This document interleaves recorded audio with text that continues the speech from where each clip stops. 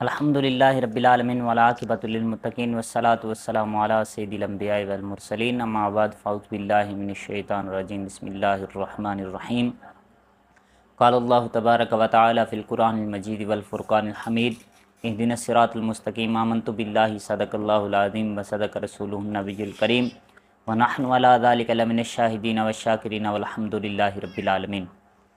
پیارے نبی کی پیاری پیاری حدیثیں۔ آج ہماری حدیث کا عنوان ہے دل کی سختی یا دل کا سخت ہونا۔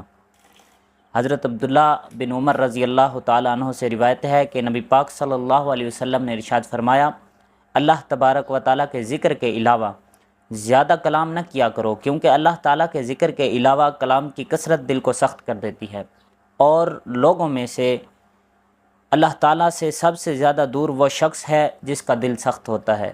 تو سامعین ذی احتشام، ہمیں چاہیے کہ ہم اللہ تبارک و تعالیٰ کی عبادت کریں، کم بولیں، جب بھی بولیں اچھا بولیں، حسن اخلاق کے ساتھ بولیں اور خوش دلی کے ساتھ بولیں۔ اللہ تبارک و تعالیٰ ہمیں اس پر عمل کرنے کی توفیق عطا فرمائے۔ وما علینا الا البلاغ۔